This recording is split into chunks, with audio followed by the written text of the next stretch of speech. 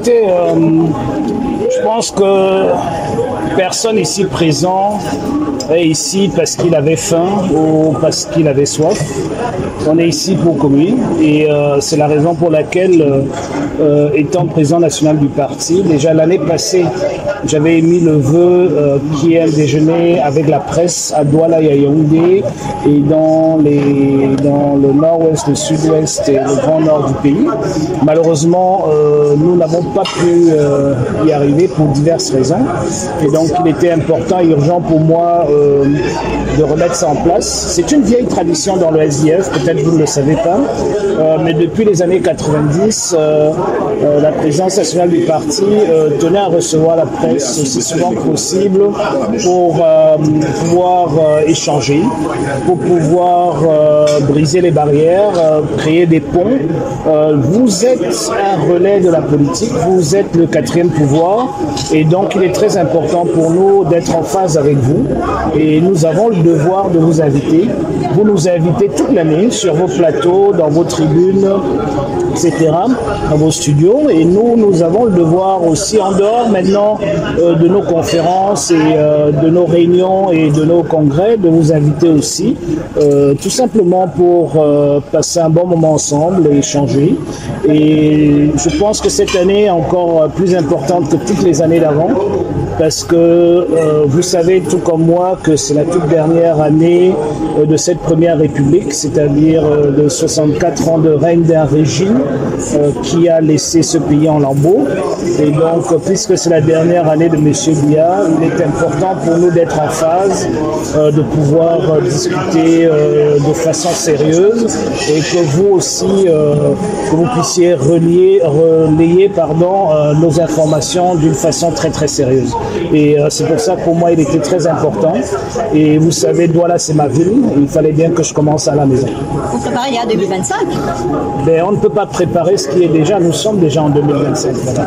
Alors, l'élection présidentielle et derrière ce dîner se cache forcément quelque chose puisque nous sommes pour l'instant, nous préparons 4 élections. Les élections régionales, présidentielles, municipales et législatives. Les 4 viendront sur la même vague.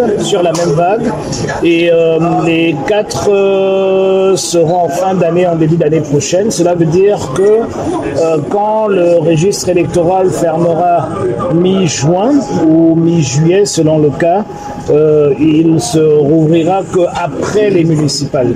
Donc c'est une seule vague électorale. Nous sommes nés pour les élections, nous sommes nés pour la démocratie et donc l'élection fait partie intégrante de cette démocratie-là. Donc nous serons candidats dans toutes ces élections, nous aurons des candidats dans toutes ces élections et c'est pour cela qu'il faut que nous restons en phase avec les médias.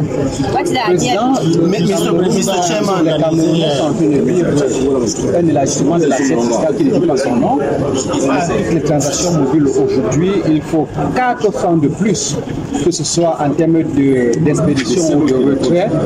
Quelle est votre perception sur cet élargissement de l'assiette fiscale qui asphyxie les Camerounais? Alors, je vais répondre d'une toute autre façon. Un gouvernement, et ce gouvernement arrivera en octobre 2025, un gouvernement qui pense vraiment aux Camerounaises et aux Camerounais devra élargir l'assiette fiscale pour faire en sorte que tous les Camerounais payent leur part d'impôts qu'ils sont susceptibles de payer. Et sur la question des impôts spécifiques aux transactions monétaires mobiles, je dirais que là où M. Biya et son gouvernement a péché, c'est qu'ils permettent aux opérateurs mobiles de faire une répercussion de cette taxe sur les usagers.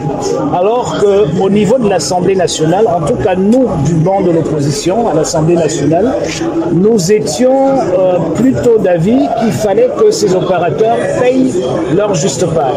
Et c'est là que le bas blesse. C'est-à-dire qu'on crée des impôts et au lieu que ceux qui font beaucoup d'argent absorbent ces impôts, ils le remettent sur les consommateurs.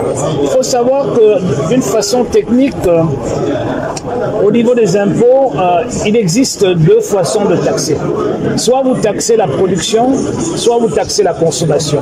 Et un État qui a décidé de mettre une taxe à la consommation, qui est appelée en d'autres termes TVA, aussi exorbitant de presque 20%, 19,25% exactement, ne peut plus se permettre d'aller taxer la production. Donc vous ne pouvez pas faire les deux, parce que si vous taxez la production, vous êtes obligé d'aller réduire les taxes à la consommation. Ça veut dire quoi? Ça veut dire que dans le système qu'a choisi M. Biya, c'est le pauvre qui va acheter son pain, c'est le pauvre qui va payer son taxi, c'est le pauvre qui va acheter sa tomate, et c'est la pauvre vendeuse de tomates qui paye les taxes.